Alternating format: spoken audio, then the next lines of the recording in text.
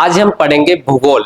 भूगोल को मैं जीरो से स्टार्ट करके आखिरी तक खत्म करूंगा और ये जो सब्जेक्ट है ये किसी भी कॉम्पिटिटिव एग्जाम के हिसाब से जिसमें जीके आता है उसमें बहुत इंपॉर्टेंट होता है। जैसे अगर हम बात करें एमपीपीएससी या फिर हम एनटीपीसी बात करें, ग्रुप डी की बात करें या एसएससी जीडी, सभी एग्जामों के हिसाब से इंपॉर्टेंट है। तो हम सबसे पहले आज शुरू कर रहे हैं भूगोल के बारे में। बिल्कुल मैं बेसिक से स्टार्ट करूंगा तो पूरे हाई लेवल तक हम समझेंगे। तो सबसे पहले अगर हम बात करते हैं भूगोल के बारे में, तो भूगोल को हम इंग्लिश में ज्योग्राफी कहते हैं। और ज्योग्राफी का अगर हम बात करें कि पृथ्वी और उसके वातावरण और इसके विभिन्न तत्वों और उनके आपसी संबंधों के अध्ययन को हम क्या कहते हैं? भूगोल। तो आपको पता होना चाहिए कि भूगोल किसे कहते हैं। तो पृथ्वी और उसके वातावरण और इसके अन्य विभिन्न तत्वों और उनके आपसी संबंधों के अध्ययन को हम कहते हैं भूगोल। जनरली भूगोल को आमतौर पर दो भागों में बांटा गया है। अब वो दो भाग कौन कौन से उसको देखेंगे। तो सबसे पहले अगर हम बात करें, पहला भाग है इसका भौतिक भूगोल। अब भौतिक भूगोल के अंतर्गत क्या आता है ये समझते हैं।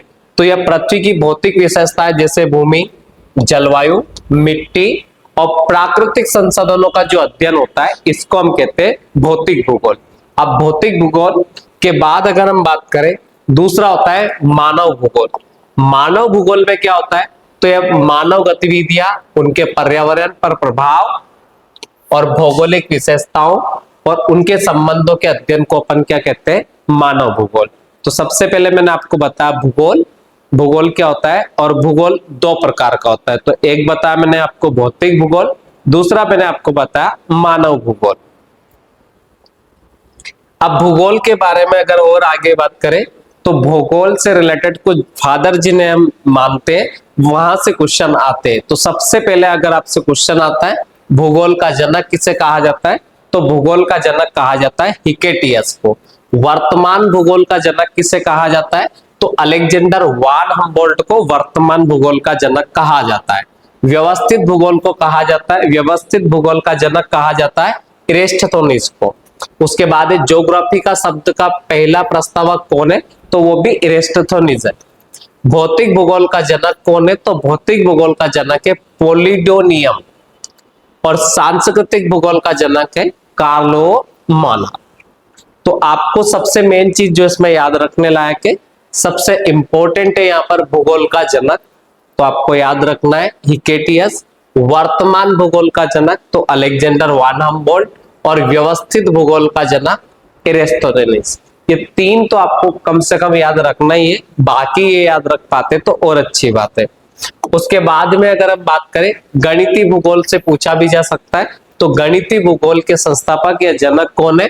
तो थेल्स और अनेक्सिमेंडर है। विश्व ग्लोब का निर्माता कौन है? तो विश्व ग्लोब का जो निर्माता है वो है मार्टिन बेहम। विश्व मानचित्र के निर्माणकर्ता कौन है? तो ये है अनेक्सिमेंडर। ग्लोब और मानचित्र दोनों का अलग अलग है, ये आपको ध्यान देना है। मानचित्र आता है तो अनेक्सिमेंडर और अगर विश्व ग्लोब आता है तो मार्टिन बेहम। भौगोलिक विश्व कोश का रचनाकार कौन है? तो स्ट्राबो है। तो ये डिक्शनरी का जो रचनाकार है वो कौन है? स्ट्राबो।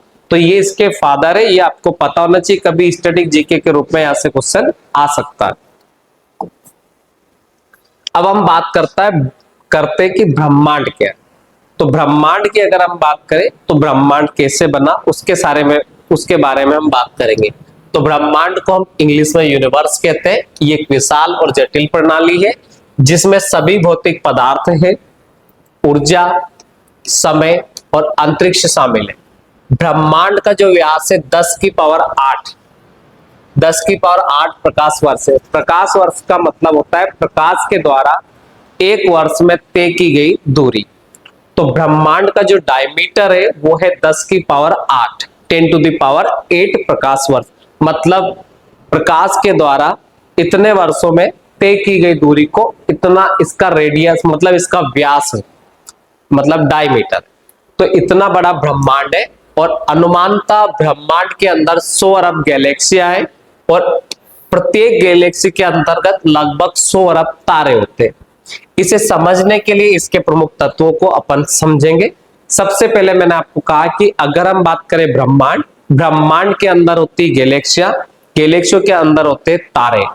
अब एक गैलेक्सी में अरबों तारे होते और ब्रह्मांड में ऐसी अरबों गैलेक्सियां हैं, और उसमें से एक तारा हमारा है सूर्य, और सूर्य के 8 ग्रह हैं, और वो 8 ग्रह सूर्य की परिक्रमा करते हैं, और उनमें से एक ग्रह है पृथ्वी। तो उसी के बारे में हम अध्ययन करेंगे। तो सबसे पहले यूनिवर्स के बारे में आपको क्या याद रखना है कि ब्रह्मांड काय से मिलकर बना है, गैलेक्सियों से मिलकर बना है। गैलेक्सियां काय से मिलकर बनी, तो तारों से मिलकर बनी गैलेक्सियां। तो एक गैलेक्सी में कितने अरब तारे होते, तो लगभग 100 अरब तारे होते, और ऐसी 100 अरब गैलेक्सियों से मिलकर बना है ब्रह्मांड। अब अगर हम बात करें तो ये आपको इस इमेज में ब्रह्मांड दिखाई दे रहा होगा। ये ऐसी हजारों गैलेक्सियां, अरबों गैलेक्सियां इसमें दिखाई दे रही है, और इसमें हमारा एक सूर्य भी है। तो इतना बड़ा ब्रह्मांड है जिसकी हम कल्पना भी नहीं कर सकते। उसके बाद अगर हम बात करें कि ब्रह्मांड की जो संरचनाओं के अंतर्गत आकाश गंगाएं क्या होती, तो मैंने आपको बताया कि जो आकाश गंगा होती है वो ग्रुप ऑफ स्टार होती है, तारों का जो समूह होता है उनको हम कहते हैं आकाश गंगाएं। तो आकाश गंगा एक विशाल तारे, गैस, धूल और अंधकारक पदार्थों का समूह है। प्रत्येक आकाश गंगा में सैकड़ों अरबों तारे होते हैं। हमारी आकाश गंगा का नाम है मिल्की वे, हिंदी में इसको हम कहते हैं दूध मेखला, और एक विशिष्ट स्पाइरल मतलब सर्पिलाकार है। और अब तक इस मंदाकिनी का 80% भाग हमें ज्ञात, और 80% जो भाग है वो कैसा स्पाइरल है। इस मंदाकिनी को सबसे पहले गैलीलियो ने देखा था। तो आपको पता होना चाहिए कि हमारी गैलेक्सी का नाम क्या है, तो हमारी गैलेक्सी का नाम है मिल्की वे, जिसका 80% भाग कैसा है, स्पाइरल है, मतलब सर्पिलाकार है। इस गैलेक्सी को सबसे पहले किसने देखा, तो गैलीलियो ने देखा। ये बस इतना याद रखना है। हिंदी में अगर हम कहें कि हमारे गैलेक्सी का नाम है दूध मेखला, इंग्लिश में इसको हम मिल्की वे कहते हैं। इसका जो आकार है वो कैसा है, स्पाइरल है, मतलब सर्पिलाकार है। 80% इसका सर्पिलाकार है। अब फोटो में देख लेते हैं कि कैसा है। तो ये हमारी गैलेक्सी है, और ये आपको यहाँ पर दिखाई दे रहा हो स्पाइरल है, पूरा का पूरा सर्पिलाकार है। तो ये गैलेक्सी है, और इसमें एक हमारा सन भी है। अब वो सन इसी में है, और इसमें से अरबों तारे। तो इतनी बड़ी गैलेक्सी हमारी है, और ऐसी अरबों गैलेक्सियों से मिलकर बना है ब्रह्मांड। तो आप कल्पना कर सकते हैं कि ब्रह्मांड कितना बड़ा हो सकता है। उसके बाद अगर हम बात करें कि हमारी आकाश गंगा की जो सबसे नजदीकी गैलेक्सी है उसका नाम है एंड्रोमेडा, हिंदी में उसको हम देवयानी बोल सकते हैं। तो यहां से भी क्वेश्चन आ सकता है कि हमारी गैलेक्सी का नाम क्या है, तो हमारी गैलेक्सी का नाम है मिल्की वे। हमारी गैलेक्सी की जो सबसे नजदीकी गैलेक्सी उसका नाम क्या है, तो उसका नाम है एंड्रोमेडा। नवीनतम जो ज्ञात गैलेक्सी अभी उसका नाम है ड्वार्फ गैलेक्सी आप बोल सकते हो, या ड्वार्फ मंदाकिनी आप इसको कह सकते हैं। तो ये चीज आपको याद रखना कि हमारी गैलेक्सी का नाम क्या है, तो मिल्की वे। हमारी गैलेक्सी के सबसे नजदीक वाली गैलेक्सी कौन सी है, तो उसका नाम है एंड्रोमेडा। और सबसे नवीनतम गैलेक्सी कौन सी है जिसको अभी लेटेस्ट फाइंड किया गया है, उसका नाम है ड्वार्फ गैलेक्सी। आप याद रख सकते हो, मंदाकिनी हिंदी में कहते हैं, या आकाश गंगा भी आप बोल सकते हो। अब ओरियन नेबुला क्या होता है ये भी हम समझते हैं। तो ओरियन नेबुला हमारी आकाश गंगा के सबसे शीतल और चमकीले तारों का समूह होता है। मतलब हमारी गैलेक्सी में सबसे चमकीले और ठंडे, मतलब शीतल का मतलब यहाँ पर है ठंडे, तो सबसे शीतल और चमकीले तारे जहां होते उस जगह को हम कहते हैं ओरियन नेबुला। तो डायरेक्ट में फैक्ट टू फैक्ट पढ़ा रहा आपको, मैं बहुत ज्यादा डीप में तो नहीं, पर जो एग्जाम के पॉइंट ऑफ व्यू से जो इंपॉर्टेंट है उसी चीज को मैं आपको पढ़ाऊंगा।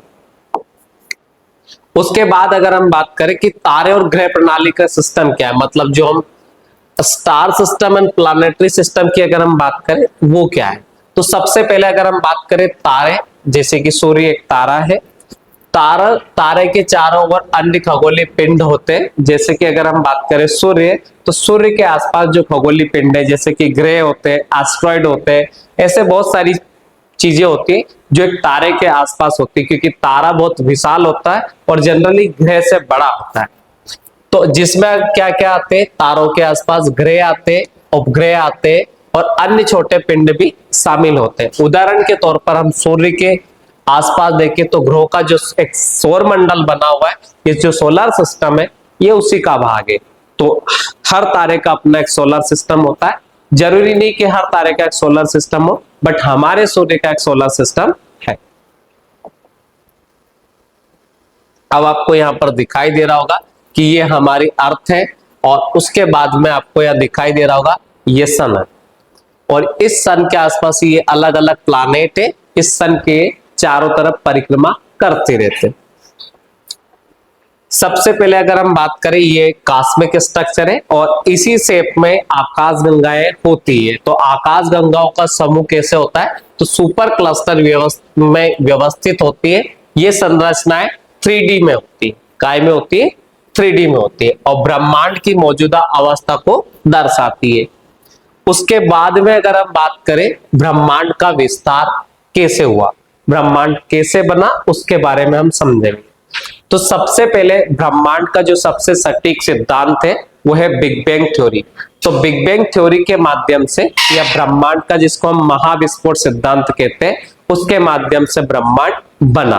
ब्रह्मांड पहले कण के मॉलिक्यूल के बराबर था, अचानक से उसमें विस्फोट होता है और आज तक उसका एक्सपांशन होता जा रहा है, और यही महाविस्फोट सिद्धांत कहता है। तो इसको हम देखते हैं। तो यह सिद्धांत बताता है कि ब्रह्मांड 13.8 अरब साल पहले एक अत्यंत गर्म और घनी स्थिति से शुरू हुआ। इस घटना के बाद ब्रह्मांड का विस्तार और ठंडा होना शुरू हो गया। इसका प्रतिपादन बेल्जियम के जो खगोलविद और पादरी थे, एब जॉर्ज लेमेंटियर है। ये आपको याद रखना है कि महाविस्फोट सिद्धांत किसने दिया। तो महाविस्फोट सिद्धांत या बिग बैंग थ्योरी किसने दी, तो ये बेल्जियम के खगोलविद एब जॉर्ज लेमेंटियर ने दिया, और बाद में रॉबर्ट बेनेगर ने इसको व्याख्या किया, मतलब इसको एक्सप्लेन किया। तो ये फैक्ट इंपॉर्टेंट है कि महाविस्फोट सिद्धांत या बिग बैंग थ्योरी को किसने दिया, तो बेल्जियम के खगोलविद एब जॉर्ज लेमेंटियर ने दिया। इसको एक्सप्लेन किसने करा, मतलब इसकी व्याख्या किसने की, तो रॉबर्ट बेनेगर ने इसकी व्याख्या की। अभी जहां समझाने वाली चीजों की, जहां आपको मैं फोटो से समझा सकूंगा, मैं वहां एक्सप्लेन करूंगा। बाकी अभी जो पॉइंट टू पॉइंट वाली चीजें उसको हम डायरेक्ट ही देखेंगे। तो ब्रह्मांड लगातार फैलता जा रहा है हब्बल का नियम के अनुसार, और ये हमें बताया हब्बल ने कि ब्रह्मांड का एक्सपांशन होता जा रहा है। और ये उन्होंने कैसे कहा कि आकाश गंगाओं के एक दूसरे से दूर जा रही है, जो ब्रह्मांड के विस्तार को दर्शाता है। सपोज मान लीजिएगा कि ये रिमोट है और ये मार्कर है, आज ये 5 मीटर की दूरी पर है, कल हमें 7 मीटर की या 6 मीटर की दूरी पर दिखाई देते हैं, तो हम यही समझेंगे ना कि इनके बीच की जो डिस्टेंस है वो बढ़ती जा रही है। तो उसी आधार पर इन्होंने जो गैलेक्सियों के बीच की डिस्टेंस है वो कंटिन्यूअसली बढ़ती जा रही है, बढ़ती जा रही है। तो उसी के आधार पर हब्बल ने यह बताया कि ब्रह्मांड का जो विस्तार होता जा रहा है और अभी भी ब्रह्मांड एक्सपांड होता जा रहा है। तो ये था महाविस्फोट सिद्धांत। उसके बाद में अगर हम बात करें ब्रह्मांड के अंतर्गत क्या क्या होता है, उस चीज को हम समझेंगे। अब ब्रह्मांडी घटनाएं क्या क्या होती है, तो सबसे पहले ब्लैक होल्स क्या होते हैं इसको समझते हैं। तो ब्लैक होल्स किसको कहते हैं, तो यहाँ आपको फोटो में दिखाई दे रहा होगा ब्लैक होल्स। ये अत्यधिक घनत्व वाले क्षेत्र होते हैं जहां गुरुत्वाकर्षण इतना मजबूत होता है कि प्रकाश भी वहां से नहीं निकल सकता। ब्लैक होल्स तारे के सुपरनोवा के बाद बन सकते हैं। तो ये आपको याद रखना है कि ब्लैक होल्स क्या होते हैं। तो ब्लैक होल्स ऐसी जगह होती है जहां पर ग्रेविटी बहुत ज्यादा होती है, और ग्रेविटी के बहुत ज्यादा होने के कारण वहां से प्रकाश भी गतिमान नहीं हो सकता। उसके बाद में अगर हम बात करें कि सुपरनोवा किसको कहते हैं, तो जब एक बड़ा तारा अपने जीवन के अंत में विस्फोट करता है तो उसे सुपरनोवा कहा जाता है, मतलब जब तारा टूटता है। यह एक शानदार प्रकाशीय घटना होती है जो नए तारों और आकाश गंगाओं के निर्माण में योगदान देती है। आपने तारे टूटते हुए देखा होगा या बहुत सारी फिल्मों में देखा होगा कि जब कोई तारा टूटता है तो वो अपनी विश करते हैं, जो एक्ट्रेस या हीरो होता है, और उसके बाद ये माना जाता है कि तारे टूटते हुए तारे से विश करने से विश पूरी होती है। तो इसी चीज को हम कहते हैं सुपरनोवा। उसके बाद अगर हम बात करें कि ब्रह्मांड के बारे में और आगे अगर हम देखें, तो अब हम देख रहे हैं सोलर सिस्टम के बारे में। सोलर सिस्टम की अगर हम बात करें तो ये सूर्य है हमारा। सूर्य के आसपास जो भी चक्कर लगाने वाले होते उन प्लानेट में कौन कौन से प्लानेट है उनको देखेंगे, क्या क्या उनका सीक्वेंस है। तो सबसे पहले अगर हम बात करें ग्रहों की संख्या की, तो ग्रहों की संख्या की अगर हम बात करें तो ग्रह की संख्या है 8। हमारे सोलर सिस्टम में ऐसे कई प्लानेट होंगे बट हमें उनके बारे में पता नहीं, बट हमारे सोलर सिस्टम में हमारे सूर्य के जो चक्कर लगाने वाले ग्रह हैं उनकी संख्या 8। ऐसे इस ब्रह्मांड की अगर हम बात करें तो ऐसे जब हमारी गैलेक्सी का नाम है मिल्की वे, ऐसी अरबों गैलेक्सियां है, ऐसी अरबों गैलेक्सियों में अरबों तारे हैं। तो हमें नहीं पता कि हमारे सूर्य के अलावा इस ब्रह्मांड में ऐसे कितने और सूर्य, ऐसी कितनी और पृथ्वी है, उसके बारे में हम कल्पना भी नहीं कर सकते। बस हमें सिर्फ हमारे मिल्की वे के बारे में पता है, हमारी मिल्की वे हमारी गैलेक्सी है और मिल्की वे में एक तारा सूर्य है, उस तारे के चक्कर लगाने वाले हमारा प्लानेट है और प्लानेट की संख्या मतलब ग्रहों की संख्या है 8, उनमें से एक ग्रह पृथ्वी भी है। अब अगर हम बात करें कि ग्रह और तारे में मेनली अंतर क्या होता है, तो देखो तारा बहुत विशाल होता है जो एक आग और गैस का गोला होता है।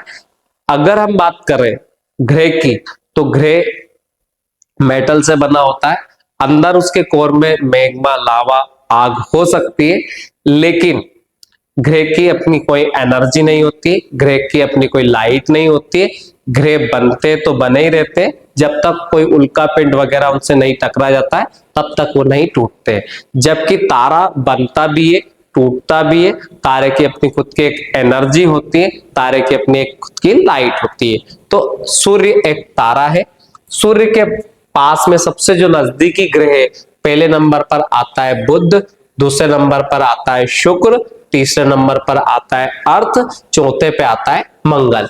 इन्हें पार्थिव ग्रह भी कहा जाता है या इनर प्लैनेट आप बोल दीजिएगा।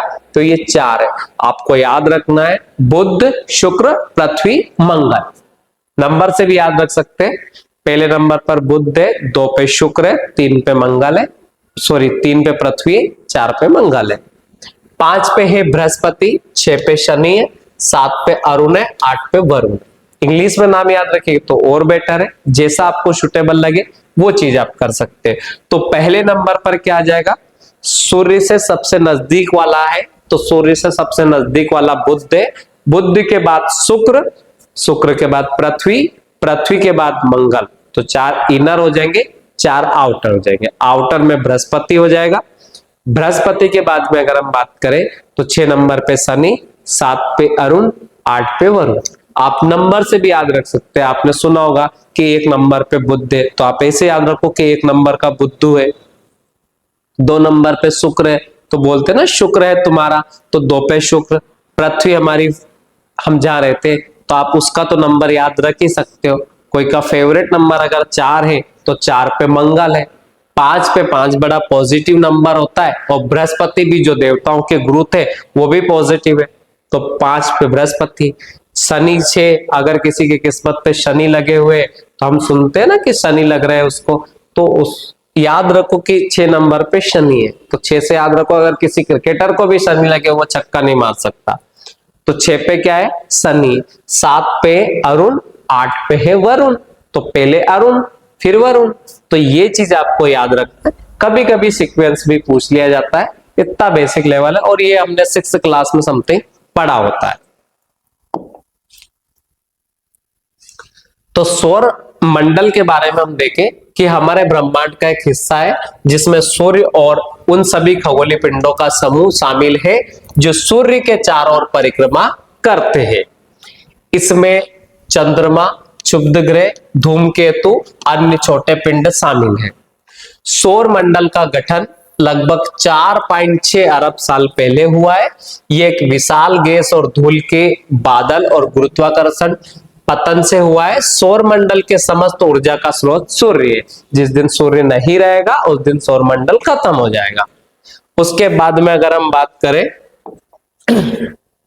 ग्रह के बारे में, तो सौर मंडल में मुख्यतः 8 ग्रह है और उनके सूर्य से बढ़ती दूरी के क्रम ये नीचे लिखा हुआ है और हम ऑलरेडी इस फोटो में देख चुके हैं। तो पहले नंबर पर बुध, शुक्र, पृथ्वी, मंगल, बृहस्पति, शनि, अरुण और वरुण, ये इनका सीक्वेंस है। तो सीक्वेंस भी आपको पता होना चाहिए। उसके बाद में हम बात करेंगे सारे प्लैनेट के बारे में। तो सबसे पहले हम बात करते हैं बुध के बारे में। बुध के बारे में जो भी इंपॉर्टेंट फैक्ट होंगे बस हम उसी को समझेंगे, ज्यादा टाइम वेस्ट नहीं करेंगे। ज्योग्राफी में जहां से क्वेश्चन आते हैं बस उसी पे हमारा फोकस होगा। तो सबसे पहले हम बुध की बात करें तो बुध को इंग्लिश में हम मरकरी कहते हैं। बुध सबसे छोटा ग्रह है। कैसा ग्रह? सबसे छोटा ग्रह, सूर्य के सबसे नजदीक वाला ग्रह। अब जो भी इसके फैक्ट है वो मैं आपको बताते चलता हूं। ऊपर वाला आपको छोड़ना है, वो मैंने बहुत डीप में पीपीटी बनाई, इसलिए अपन को उतना नहीं पढ़ना है। जो हमारी जरूरत है बस हम उसी पे फोकस करेंगे। तो सूर्य का सबसे नजदीकी ग्रह है, पहला फैक्ट। जो सूर्य निकलने के 2 घंटे पहले दिखाई देता है, दूसरा फैक्ट। सबसे छोटा ग्रह, तीसरा फैक्ट। इसके पास कोई उपग्रह नहीं है, चौथा फैक्ट। आपको क्या क्या याद रखना है? सूर्य का सबसे नजदीकी ग्रह बुध, और सूर्य से 2 घंटे निकलने के पहले दिखाई देता है, सबसे छोटा ग्रह। इसके पास अपना कोई उपग्रह नहीं है। उसके बाद अगर हम बात करें, सूर्य के चारों ओर एक चक्कर लगाने में 88 पृथ्वी दिनों के बराबर ये लगाता है। बाकी के फैक्ट पे फोकस नहीं करना है, सिर्फ ये आपको याद रखना है। उसके बाद में अगर हम बात करें तो यहाँ पर दिन अति गर्म और रातें बर्फीली होती है। सबसे ज्यादा तापांतर मतलब यहीं पर होता है। दिन यहाँ पे ज्यादा गर्म होता है तो भयंकर गर्म होता है, रात जब सर्द होती है तो बहुत सर्द होती है। तो जो टेम्परेचर का डिफरेंस है रात का और दिन का, वो इसी प्लैनेट पर है। तो तापांतर सभी ग्रहों में सबसे अधिक 600 डिग्री दिन का, और इसका तापमान रात में -173 डिग्री। मतलब अगर हम देखें तो 600 डिग्री का फ्लक्चुएशन रहता है। रात में अगर हम बात करें तो माइनस में 170 डिग्री, और दिन में हम बात करें तो 427 डिग्री का टेम्परेचर यहाँ पर रहता है। तो जो फ्लक्चुएशन सबसे ज्यादा है, तापांतर जो सबसे ज्यादा है, वो 600 डिग्री इसी प्लैनेट पर है। क्योंकि इसकी जो सतह है वो ऐसी है कि जब गर्म होती है तो बहुत ज्यादा गर्म होती है, ठंडी होती है तो बहुत ज्यादा ठंडी होती है। तो इसकी सतह के कारण ये तापांतर सबसे ज्यादा है, और यहाँ पर चुंबकीय क्षेत्र भी होता है। ये चीज भी आपको ध्यान देनी है। तो आपको सिर्फ बुध के बारे में यही याद रखना है कि सबसे नजदीक वाला ग्रह, सूर्य के सबसे पास वाला, सूर्य निकलने के 2 घंटे पहले दिखाई देता है, सबसे छोटा ग्रह, इसके पास कोई उपग्रह नहीं है। फिर अगर हम बात करें तो सबसे ज्यादा दिन यहाँ पे बहुत गर्म होता है, रात बहुत ठंडी होती है। इस वजह से अगर हम देखें तो यहाँ पर तापांतर सबसे ज्यादा होता है। सबसे ज्यादा 600 डिग्री का गैप होता है यहाँ पर। और रात में यहाँ का जो टेम्परेचर है -173 डिग्री, और दिन का यहाँ टेम्परेचर है 427 डिग्री का टेम्परेचर यहाँ पर होता है। उसके बाद हम बात करते हैं शुक्र को। शुक्र अगर हम बात करें, अगर आप थोड़े से धार्मिक प्रवृत्ति के, तो आपको पता होगा ये राक्षसों के गुरु थे शुक्राचार्य, उन्हीं से इसका नाम है शुक्र। तो अब आपको याद रखना है कि जो शुक्राचार्य थे बहुत गुस्से वाले थे, उनको गुस्सा ज्यादा आता था, तो ये गर्म। तो शुक्र जो प्लैनेट है इसके बारे में याद रखना है। सभी प्लैनेट पश्चिम से पूर्व की तरफ चलते, पर ये पूर्व से पश्चिम की तरफ परिक्रमा करते हैं। मतलब यहाँ पर अगर हम जैसे पृथ्वी की अगर हम बात करें, पृथ्वी पर जो सूर्य उदय होता है वो पूर्व में होता है, कि पृथ्वी जो अपना घूर्णन करती है। मैं आपको पूरा पृथ्वी की गतियों में पूरा डीप में समझाऊंगा कि कैसे उसमें रोटेशन होता है। पर अभी अभी इतना आपको याद रखना है कि पृथ्वी पर जो सूर्य उदय होता है वो पूर्व में होता है, सूर्यास्त होता है वो पश्चिम में होता है। क्योंकि पृथ्वी अपने एक्सिस पर जब घूमती है तो अपने एक्सिस पर पश्चिम दिशा से पूर्व दिशा में घूमती है, और ये जो शुक्र है ये अपने एक्सिस पर पूर्व दिशा से पश्चिम में घूमता है। अब पूर्व से पश्चिम में घूमता है तो इस वजह से यहाँ पर सूर्योदय जो होता है वो पश्चिम में दिखाई देता है, और सूर्यास्त जो होता है वो पूर्व में दिखाई देता है। तो पृथ्वी से जस्ट उल्टा है। तो आपको याद रखना, राक्षसों को गुरु थे तो उल्टा ही सिस्टम रहेगा, उसी चीज पे आपको फोकस करना है। और सबसे गर्म भी है। अगर क्वेश्चन आता है कि गर्म ग्रह, तो ये है शुक्र। उल्टा चलता है बिल्कुल, तो पृथ्वी से उल्टी परिक्रमा करता है। सूर्योदय कहाँ होता है? पश्चिम में। सूर्यास्त कहाँ होता है? पूर्व में। इसके फैक्ट हम देख रहे हैं अभी। तो पृथ्वी का निकटतम, ये इंपॉर्टेंट है। वो बुध था, वो सूर्य का निकटतम था। ये किसका निकटतम है? पृथ्वी का निकटतम है। सबसे चमकीला है और सबसे गर्म है। इसे सांझ का तारा और भोर का तारा कहा जाता है। सांझ का तारा मॉर्निंग स्टार, भोर का तारा इवनिंग स्टार कहा जाता है, क्योंकि ये शाम में पश्चिम दिशा में तथा सुबह पूरब दिशा में आकाश में दिखाई पड़ता है। ये जो फैक्ट है ना, बस इतना याद रखना आप लोगों को कि क्या कहा मैंने, पृथ्वी का सबसे निकटतम, सबसे चमकीला, सबसे गर्म ग्रह सांझ का तारा, भोर का तारा कहा इसे जाता है, शाम में पश्चिम दिशा में दिखता है, सुबह में पूरब दिशा में दिखता है। शुक्र की कक्षा की अगर हम बात करें तो 225 प्रतिदिनों में परिक्रमा कर लेता है। और उसके बाद में इसके जो आगे के फैक्ट है, तो मेन फैक्ट ये है जिससे सूर्य पश्चिम से पूर्व दिशा में की ओर उगता है, क्योंकि ये उल्टी दिशा में मतलब परिक्रमा नहीं, घूर्णन करता है। तो अगर हम बात करें तो मैंने आपको अभी बताया कि यहाँ पर सूर्योदय कहाँ होता है, पश्चिम दिशा में, सूर्यास्त कहाँ होता है, पूर्व दिशा में। तो शुक्र के ये मेन फैक्ट है। सब पृथ्वी का सबसे निकटतम और पृथ्वी के बराबर है, तो इसे पृथ्वी की बहन भी कहा जाता है। पृथ्वी की भगनी इसमें आपको मिलेगा कई बार बुक्स में, तो पृथ्वी की बहन या सिस्टर आप अर्थ बोल सकते हो। उसके बाद में सबसे चमकीला है, सबसे गर्म है, सांझ का तारा, भोर का तारा मतलब मॉर्निंग स्टार, इवनिंग स्टार, और शाम में पश्चिम दिशा में, सुबह में पूरब दिशा में दिखाई देता है। और ये उल्टा घूमता है, तो इस वजह से सूर्योदय पश्चिम में होता है, सूर्यास्त पूर्व में होता है। और यहाँ पर कार्बन डाइऑक्साइड की अधिकता के कारण गैस वाली स्थिति बनती है, प्रेशर कुकर वाला ग्रह भी इसे कहा जाता है। पृथ्वी की बहर इसे कहते हैं, और यह घनत्व, आकार और व्यास में पृथ्वी के समान है, और इसके पास भी अपना कोई उपग्रह नहीं है। बुध के पास भी अपना कोई उपग्रह नहीं था। उसके बाद में अगर हम बात करते हैं हमारी फेवरेट पृथ्वी की, तो ये हमारी पृथ्वी है। हम पृथ्वी के बारे में बहुत सारी चीजें जानते हैं, तो अब देखते हैं आप क्या क्या जानते हैं और क्या क्या आप नई चीजें सीखते हैं। तो सबसे पहले अगर हम बात करें कि इसे क्या कहा जाता है, तो इसे हम ब्लू प्लैनेट कहते हैं, नीला ग्रह कहा जाता है। क्योंकि नीला ग्रह इसलिए कहा जाता है क्योंकि जब आप इसको स्पेस से देखते हैं, अंतरिक्ष से देखते हैं, तो ये पानी के कारण नीला दिखाई देता है। उसके बाद में अगर हम बात करें इसका जो वायुमंडल है, उसमें 78% आपको नाइट्रोजन मिलेगी, ऑक्सीजन 21% के समथिंग मिलेगी, और बाद में जलवाष्प है, ऑर्गन है, अन्य गैसें भी इसमें हमें मिलेगी। तो सबसे ज्यादा पृथ्वी के वायुमंडल में कौन सी गैस पाई जाती, नाइट्रोजन, दूसरे नंबर पर ऑक्सीजन, और बाकी अन्य गैसें। सबसे बड़ी बात है कि इसका ये जो गैसें हैं, सबसे मेन चीज है ये टेस्टलेस है और कलरलेस है। अगर ये टेस्टलेस नहीं होती, मतलब इनका खुद का स्वाद होता, तो हमें गैसें स्वाद देती। देन अगर ये कलरफुल होती तो ये गैस दिखाई भी देती, आपको स्पेस ऐसे दिखाई देती कि ये नाइट्रोजन जा रही है, ये ऑक्सीजन जा रही है। बट सबसे अच्छी चीज है कि हमें इनका ना तो कोई कलर है, ना इनका कोई फ्लेवर। तो ये पृथ्वी के वायुमंडल।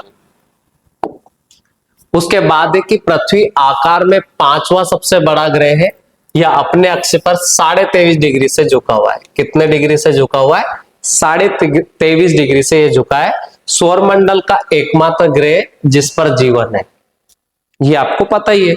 इसका एकमात्र उपग्रह जिसका नाम है चंद्रमा। ये इसके फैक्ट है, मतलब जो आपको याद होने चाहिए। पृथ्वी को सूर्य की एक परिक्रमा पूरा करने में 365 दिन, 5 घंटे 48 मिनट और 46 सेकंड समथिंग होते हैं, जिसका हम 1 साल कहते हैं। मतलब पृथ्वी 2 प्रकार की गतियां करती, एक करती वो घूर्णन गति, मतलब जिसको हम रोटेशन बोलते हैं, अपने एक्सिस पर घूमती है, तो उसके कारण एक दिन और एक रात होता है। जब वो सूर्य की परिक्रमा करती है चारों तरफ, जिसको हम रिवॉल्यूशन कहते हैं, हिंदी में परिक्रमण कहते हैं, जिसके कारण एक साल होता है। इसे वार्षिक गति भी कह सकते हैं, परिक्रमण गति को, और घूर्णन गति को दैनिक गति भी कह सकते हैं। दैनिक गति का मतलब जिसके कारण दिन होते हैं, और अगर वार्षिक गति की हम बात करें, परिक्रमण गति जिसको हम कहते हैं, जिसके कारण वर्ष होता है। तो पृथ्वी को एक वार्षिक गति या परिक्रमण करने में 365 दिन, 5 घंटे 48 मिनट 46 पॉइंट कुछ सेकंड होते हैं। ये आपको याद रखना है, ये आपसे पूछा जा सकता है, जिसको हम औसतन 365 दिन या 6 घंटे बोल सकते हैं। तो ये याद रखना है। पृथ्वी की वार्षिक गति अथवा परिक्रमण गति से हम कहते हैं। पृथ्वी को सूर्य की एक परिक्रमा करने में लगे समय को सौर वर्ष कहते हैं। अब सौर वर्ष का मतलब 1 साल होता है। तो ये चीज आपको याद होनी चाहिए पृथ्वी के बारे में। पृथ्वी कितने प्रकार की गतियां करती? तो पृथ्वी 2 प्रकार की गति करती। एक करती वो परिक्रमण, दूसरी करती है वो घूर्णन। घूर्णन के कारण पृथ्वी पर दिन होता है और परिक्रमण के कारण साल होता है। पृथ्वी पर ऋतु परिवर्तन होता है, ये सब मैं आपको बताऊंगा कि ऋतु परिवर्तन कैसे होता है। पर जब मैं पृथ्वी की गतियां आपको एक्सप्लेन करूंगा तो मैं बहुत अच्छे से आपको समझाऊंगा। इसके अक्ष पर झुके होने के कारण यहाँ पर ऋतु परिवर्तन होता है। सूर्य के सापेक्ष इसकी स्थिति में परिवर्तन यानी वार्षिक गति के कारण होता है, और वार्षिक गति के कारण ही पृथ्वी पर दिन रात छोटे बड़े होते हैं। ये चीज भी मैं बहुत अच्छे से एक्सप्लेन करूंगा कि कैसे दिन बड़ा होता है, कैसे रात छोटी होती है, और कब रातें बड़ी होती है, कब दिन बड़े होते हैं। ये सारी चीजें मैं एक्सप्लेन करूंगा। सूर्य उत्तरायण कब होता है, दक्षिणायन कब होता है, ये सारी चीजें 6 महीने के दिन कहाँ होते हैं, 6 महीने की रात कहाँ होती है, उस चीज को हम एक्सप्लेन करेंगे जैसे वो चैप्टर आएगा जब। तो ये चीज आपको याद रखना है, ठीक है। अब अगर हम बात करें तो मैंने कहा पृथ्वी पर दिन रात छोटे बड़े होते, और आकार और बनावट की दृष्टि से पृथ्वी शुक्र के समान है, इसलिए इसको उसकी बहन कहते हैं। जल की उपस्थिति के कारण इसे नीला ग्रह भी कहा जाता है। और उसके बाद जो सबसे मेन चीज है जो आपको याद रखना है, सूर्य के बाद पृथ्वी का जो सबसे निकटतम तारा है उसका नाम है प्रोक्सिमा सेंचुरी, जो अल्फा सेंचुरी समूह का है। पृथ्वी से 4.22 प्रकाश वर्ष दूर है। तो ये याद रखना है कि हमारा सबसे नजदीक वाला तारा कौन सा है, तो सबसे नजदीक वाला तारा है सूर्य। सूर्य के बाद सबसे नजदीक वाला तारा कौन सा है, तो सूर्य के बाद सबसे जो नजदीक वाला तारा है उसका नाम है प्रोक्सिमा सेंचुरी। जो किस ग्रुप से आता है, तो वो अल्फा सेंचुरी ग्रुप से आता है, जो कितनी दूर है, 4.22 प्रकाश वर्ष दूर। मतलब प्रकाश को भी 4.22 साल लगेंगे वहां से यहाँ आने में, जबकि सूर्य से प्रकाश को आने में 8 मिनट 16.6 सेकंड समथिंग लगता है। तो सूर्य की अपेक्षा तो बहुत ज्यादा गुना वो दूर है। और इसके अलावा हमारे पास इसके पास में कोई तारे नहीं है पृथ्वी के, इसीलिए पृथ्वी पर एनर्जी देने का एकमात्र सहारा है सूर्य। फिर हम बात करते हैं साइरस और डॉग स्टार पृथ्वी से 9 प्रकाश वर्ष दूर है, एवं सूर्य से 2 गुने द्रव्यमान वाला है। मतलब जितना सूर्य है उससे डबल है। यह रात्रि में दिखाई पड़ने वाला सबसे ज्यादा चमकीला तारा है। तो आप ऐसे याद रखना कि सबसे ज्यादा चमकीला तारा कौन सा है रात में जो दिखने वाला, साइरस या डॉग स्टार। आप डॉग याद रख सकते हैं, डॉग से भी बहुत चमकते हैं लोग, क्योंकि बच्चों को काटने दौड़ते हैं आजकल के डॉग, देखा होगा गांव में। तो उसके बाद हम बात करते हैं मंगल। अब कोई का फेवरेट हो सकता है मंगलवार, तो आप मंगल से याद रखें, और मंगल होता है लाल कलर का, ठीक है। तो उसी से आप याद रख सकते हो। तो मंगल की अगर हम बात करें, मंगल ग्रह पृथ्वी के बाद किसी पे अगर जीवन संभव हो सकता है तो वो मंगल पर हो सकता है, क्योंकि यहाँ पर भी पृथ्वी के जैसे ऋतु परिवर्तन होता है। ये भी 25 डिग्री से झुका हुआ है, यहाँ पे भी पानी के साक्ष्य समथिंग मिले हैं। तो इसके इफेक्ट हम देखते हैं। मंगल की कक्षा सूर्य के चारों ओर 687 दिन के में पूरी कर लेता है, और पृथ्वी के समान यहाँ पर भी 2 ध्रुव है, यह इंपॉर्टेंट है।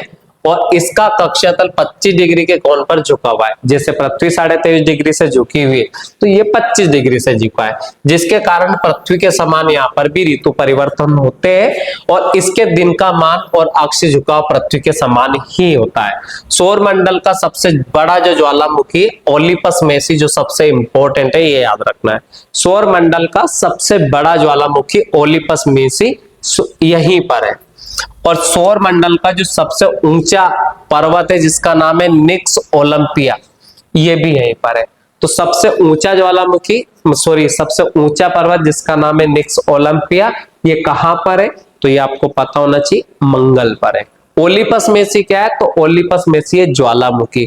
तो सबसे बड़ा ज्वालामुखी जिसका नाम है ओलिपस मेसी, सबसे ऊंचा पर्वत है जिसका नाम है निक्स ओलंपिया। ये कहां पर स्थित है, निक्स ओलंपिया मंगल पर है, जो माउंट एवरेस्ट से 3 गुना है, ठीक है। और इसी ग्रह पर स्थित है। उसके बाद अगर हम बात करें बृहस्पति, जो पांचवा मतलब पांचवें नंबर पर आता है सूर्य से बढ़ती दूरी में, और सौर मंडल का सबसे बड़ा ग्रह तो बृहस्पति। अब बृहस्पति नाम क्यों पड़ा? देवताओं के गुरु का नाम था बृहस्पति, तो देव गुरु बृहस्पति कभी आपने सुना तो उसी से इसका नाम है बृहस्पति, सबसे बड़ा है ये। और राक्षसों के गुरु कौन थे? शुक्र थे। तो सबसे पहले इसका अगर हम बात करें इसके बारे में, तो सौर मंडल का सबसे बड़ा ग्रह, तो क्वेश्चन आ सकता है कि सौर मंडल का सबसे छोटा ग्रह तो बुध, सबसे बड़ा ग्रह तो बृहस्पति। अपने एक्सिस पर चक्कर लगाने में मात्र 10 घंटे का समय लेता है, सूर्य की परिक्रमा करने में 12 वर्ष लगते हैं। कहने का मतलब यहाँ पर जो साल होता है वो सबसे बड़ा होता है, जो दिन होता है वो सबसे छोटा होता है। अगर हम बृहस्पति पे रहते तो 10 घंटे का दिन होता, 10 घंटे का दिन रात होता, मतलब 5 घंटे दिन 5 घंटे रात। जैसे पृथ्वी पर 24 घंटे होते हैं ऐसे 10 घंटे होते हैं। और सबसे छोटा साल हमें मिलता 88 दिन का, वो मिलता हमें बुध पर। जितने समय में किसी ग्रह का परिक्रमण होता है, परिक्रमण समय होता है, रिवॉल्यूशन जो टाइम होता है सूर्य की अपेक्षा, वो उसका 1 साल होता है। और जो घूर्णन होता है जिसको हम रोटेशन कहते हैं, वो उसका 1 दिन होता है। तो इसका जो रोटेशन है वो सबसे कम समय मात्र 10 दिन में रोटेट हो जाता है, सॉरी 10 घंटे में। और इसका जो साल होता है वो 12 वर्ष है। उसके बाद में अगर हम बात करें कि ये इसके उपग्रह जैसे आयो है, यूरोपा है, गैनीमेड है, तो गैनीमेड आपको याद रखना है सौर मंडल का सबसे बड़ा उपग्रह है, और कैलिस्टो है इसका उपग्रह। गैनीमेड सभी उपग्रहों में सबसे बड़ा है और इसका रंग पीला है। तो बृहस्पति ऐसे याद रखो, बृहस्पति देवताओं के गुरु थे तो पीले वस्त्र पहनते थे। तो सबसे बड़ा उपग्रह कौन सा है? तो सबसे बड़ा उपग्रह सौर मंडल का गैनीमेड, और गैनीमेड किसका उपग्रह? तो आपको याद रखना है बृहस्पति का। सबसे बड़ा ग्रह कौन सा है? बृहस्पति। शनि के बाद, शनि के बारे में बात करते। शनि वैसे 6ठे नंबर पर आता है सूर्य से बढ़ती दूरी में, और इसे रिंग वाला ग्रह कहते हैं, वलय वाला ग्रह कहते हैं। ये आपको छल्ले इसमें दिखाई दे रहे हैं, इन छल्लों की संख्या 7 है। बाहर वाले छल्ले का नाम इसमें दे रखा है ए, और भीतर वाले का नाम दे रखा है जी। तो ए, फिर बी, फिर सी, फिर डी, फिर ई, फिर एफ, फिर जी। तो जी सबसे भीतर है और ए सबसे बाहर है। आप जी से याद रख सकते कि जी कहाँ रहती है? घर पे रहती है। तो सबसे पहले भीतर कौन है? जी। बाहर कौन है? ए मतलब आप याद रख लो, जी मतलब दादी जी याद रख लो। तो अगर हम बात करें शनि के बारे में, तो ये आकार में दूसरा सबसे बड़ा ग्रह। सबसे बड़ा ग्रह कौन सा है? बृहस्पति। दूसरा सबसे बड़ा ग्रह कौन सा है? शनि। इसकी विशेषता है इसके तल के चारों ओर वलय होना, मतलब ये रिंग पाई जाती है। मोटी प्रकाश वाली कुंडली होती है जिनकी संख्या 7 है। ये आकाश में पीले तारे के समान दिखाई पड़ता है। अगर आप शनि महाराज के भक्त हैं तो आप ऐसा काला नहीं याद रखें कि शनि काले कलर का होता है, वो उनका फेवरेट कलर हो सकता है काला, जिससे मेरा भी फेवरेट काला ही है। उसी प्रकार इसका जो कलर होता है वो पीले रंग का दिखाई देता है, ये आपको याद रखना। शनि सबसे बड़ा उपग्रह, शनि का जो सबसे बड़ा उपग्रह जिसका नाम है टाइटन, जो सौर मंडल का दूसरा सबसे बड़ा उपग्रह। सौर मंडल का जो सबसे बड़ा ग्रह वो है बृहस्पति, सबसे बड़ा जो उपग्रह वो है गैनीमेड। सौर मंडल का दूसरा जो सबसे बड़ा ग्रह है जिसका नाम है शनि, और दूसरा सबसे बड़ा उपग्रह उसका नाम है टाइटन। ये आपको याद रखना है, इसका नाम क्या है? टाइटन। ये टाइटन मैंने आपको इसलिए हाईलाइट किया ताकि आपको याद रहे। ये आकार में बुध के बराबर है। किसके बराबर है? बुध के बराबर है। और टाइटन की खोज 1665 में डेनमार्क के खगोल शास्त्री क्रिश्चियन हाइजोन ने की थी। अगर ये याद नहीं भी रहे तो इतना इंपॉर्टेंट नहीं। एकमात्र ऐसा उपग्रह है ये जिसका पृथ्वी जैसा स्वयं का सघन वायुमंडल है। तो आपको याद रखना है कि एकमात्र ऐसा उपग्रह कौन सा है जिसका अपना खुद का वायुमंडल है। जैसे पृथ्वी का खुद का वायुमंडल है, ऐसे इस उपग्रह का भी वायुमंडल है जिसका नाम है टाइटन। तो शनि के बारे में क्या क्या याद रखेंगे आप? सबसे बड़ा ग्रह, दूसरा सबसे बड़ा ग्रह सॉरी। उसके बाद में ये रिंग वाला ग्रह या वलय वाला इसे ग्रह कहते हैं। वलय की संख्या 7। कैसे कलर का दिखाई देता है? पीले कलर का दिखाई देता है। सबसे बड़ा दूसरा उपग्रह इसका है जिसका नाम है टाइटन। उसके बाद में पूरे सौरमंडल में दूसरे नंबर पर आता है क्योंकि पहले पे गैनीमेड आता है। आकार में बुध के बराबर है टाइटन। टाइटन की खोज 1665 में डेनमार्क के खगोलविद क्रिश्चियन हाइजोन ने की थी। ये एकमात्र ऐसा उपग्रह जिसका अपना खुद का वायुमंडल है। फोबे भी इसी का एक उपग्रह है, ये याद रखना है। इसकी कक्षा में घूमने की विपरीत दिशा में परिक्रमा करता है। उसके बाद में इसका जो घनत्व है सभी ग्रहों से और जल से भी कम है, यानी ये जल में तैर सकता है। अब इसका मतलब ये नहीं है कि इसमें वजन नहीं है, वजन इसमें बहुत है, बट इसका घनत्व बहुत कम है, इस वजह से पानी में तैर सकता है। जैसे अगर बर्फ में हम देखेंगे तो बर्फ में क्या वजन नहीं होता है, बर्फ में वजन होता है, बट वो बर्फ में तैर सकता है, मतलब बर्फ पानी में तैर सकता है। तो पानी से कम घनत्व होने के कारण बर्फ पानी में तैर सकता है। उसी प्रकार अगर शनि में वजन बहुत है पर फिर भी इसको अगर आप किसी ओशियन में रख दे तो ये पानी में तैर सकता है। शनि के बाद हम बात करते अरुण की, तो अरुण को याद रखेंगे, अरुण लेटा हुआ ग्रह के नाम से जाना जाता है। ये 97 डिग्री समथिंग से लेटा है, तो अरुण को लेटा हुआ ग्रह कहा जाता है। सबसे मेन चीज ये याद रखना, और सबसे ज्यादा वलय इसी के पास है। अभी जो ज्ञात जहां तक है तो 9 वलय के बारे में इसका पता है, alpha, beta, gamma, delta, epsilon, और 4 ग्रह, 4 वलय का और पता चला है, बट अभी उनको नॉमिनेट नहीं किया गया है। इसके फैक्ट मैं आपको बताता हूं।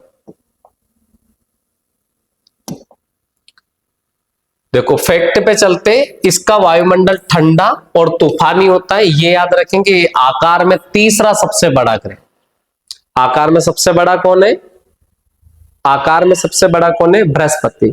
दूसरे नंबर पे शनि, तीसरे नंबर पर आपका अरुण। इसका तापमान लगभग माइनस में 215 के आसपास रहता है, तो इसे ठंडा भी बोल सकते हैं आप। और इसकी खोज 1781 में हुई थी, विलियम हर्शल ने इसकी खोज की थी। उसके बाद अगर हम बात करें, इसके चारों ओर 9 रिंग पाए जाते हैं। 9 रिंग में एक तो अल्फा है, बीटा है, गामा है, डेल्टा है और एप्सिलॉन है। तो 5 रिंग का हमें पता है, 4 रिंग और पता चला है, तो कुल मिला के 9 रिंग यहाँ पर है। तो सबसे ज्यादा रिंग वाला ग्रह कौन सा है, अरुण। अरुण कक्षा के चारों ओर 84 पृथ्वी वर्षों में पूरी होती है। ये चीज भले आप नहीं याद रखें, बट आपको क्या याद रखना, जो मैंने यह अपनी धुरी पर सूर्य की ओर इतना झुका है कि लेटा हुआ सा दिखाई देता है, इसलिए इसे लेटा हुआ ग्रह भी कहते हैं। क्या कहते हैं, लेटा हुआ। और अरुण शुक्र की तरह विपरीत परिक्रमा में गति करता है, मतलब घूर्णन करता है, ये भी आपको याद रखना। अब हम बात करते वरुण की, तो वरुण की अगर हम बात करें तो इसे हम नेपच्यून कहते हैं, और वरुण सबसे लास्ट वाला ग्रह है सूर्य से दूरी के क्रम में। तो 1846 में इसकी खोज हुई थी, जर्मन खगोलविद जहान गाले ने इसकी खोज की थी। यह हरे रंग का दिखाई देता है। आप वरुण धवन से भी याद रख सकते हैं कि वरुण धवन का फेवरेट कलर कौन सा है, हरा। और इसके चारों ओर अति शीतल मीथेन के बादल पाए जाते हैं। अब मीथेन के बादल के कारण ये हरा दिखाई देता है। और इसका जो उपग्रह है उसका नाम है ट्राइटन, ये याद रखना। और इसकी अगर हम बात करें अरुण की, तो उसके उपग्रह का नाम है टाइटेनिया। इसके उपग्रह का नाम क्या है, टाइटेनिया है। अरुण के उपग्रह का नाम टाइटेनिया, ये आपको याद रखना है। तो अरुण के उपग्रह का नाम है टाइटेनिया, ठीक है। और अब हम बात करें वरुण के बारे में, तो वरुण का मैंने आपको बताया कि वरुण 8वें नंबर का ग्रह, और वरुण के उपग्रह का नाम है ट्राइटन। वरुण कक्षा में सूर्य के चारों ओर 165 दिनों में गति करता है। और सबसे ठंडा ग्रह किसे कहा जाता है, वरुण को कहा जाता है सबसे ठंडा ग्रह। तो ये 8 ग्रह हमने देख ली, और भी इसके अलावा जो बाकी के फैक्ट है उसको और समझ लेते हैं। बोने ग्रह क्या होते हैं इसको भी देख लेते हैं। तो बोने ग्रह को हम ड्वार्फ प्लैनेट कहते हैं। इनमें प्लूटो आता है, जो ग्रह के रूप में कंडीशन फुलफिल नहीं करते उनको हमने बोने ग्रह के रूप में रखा है। तो इसमें एक तो प्लूटो आता है। पहले आप जब बचपन में हमने पढ़ा था तो हमने 9 ग्रह पढ़े थे, फिर बाद में प्लूटो को हटा दिया गया ग्रह से, तो अब ये बोनो ग्रह में आ जाता है। तो प्लूटो है, एरिस है और सेरेस है। जैसे पिंड शामिल है और ये पूर्ण आकार के ग्रहों से छोटे होते हैं, इस वजह से इनको बोन ग्रह के अंतर्गत रखा गया है। तो प्लूटो आपको नाम याद रखना है, एरिस आपको याद रखना है, सेरेस आपको याद रखना है। तो ये बोने ग्रह की कैटेगरी में रखे गए। बोने ग्रह के बाद में एस्ट्रॉइड क्या होते हैं या क्षुद्र ग्रह इनको कहते हैं। तो चट्टानी पिंड जो मुख्य रूप से मंगल और बृहस्पति के बीच में आपको दिखाई देते हैं, इनको हम एस्ट्रॉइड कहते हैं और ये एस्ट्रॉइड बेल्ट पाई जाती है। आपको बताया गया है कि मंगल और बृहस्पति के बीच में पाए जाते हैं, क्योंकि मंगल 4थे नंबर वाली लाइन में आता है और बृहस्पति 5वें वाली में आता है। तो आपको यहाँ दिख रहा होगा कि ये मंगल वाली ऑर्बिट है और ये क्या है, ये एस्ट्रॉइड है बहुत सारे। तो ये एस्ट्रॉइड वाला बेल्ट है, ये आपको याद रखना है। तो एस्ट्रॉइड मंगल और बृहस्पति के बीच में पाए जाते हैं।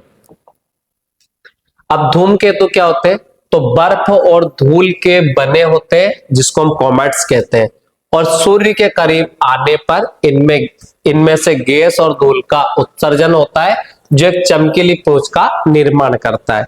तो ये धूमकेतु होते हैं, आपको दिखाई दे रहा होगा फोटो में। उसके बाद में अगर हम बात करें मिट्टी और धूल, तो ये सब आप जानते ही है, छोटे छोटे चट्टानी या धात्विक कण जो सौर मंडल में घूमते रहते हैं। जब ये पृथ्वी के वायुमंडल में प्रवेश करते हैं, जलते हैं, तो इन्हें उल्का पिंड कहते हैं। मतलब मेट्रॉइड्स अपन बोल सकते हैं, क्योंकि सीधी सी बात है, जब ये वायुमंडल में प्रवेश करते हैं तो इनमें आग लग जाती घर्षण के कारण। अब सूर्य को अगले वाले वीडियो में पढ़ाऊंगा, तो सूर्य और सूर्य के साथ चंद्रमा दोनों के बारे में पूरा डिटेल से हम समझेंगे। अगर आपको अच्छा लगा तो आप देखें। धन्यवाद।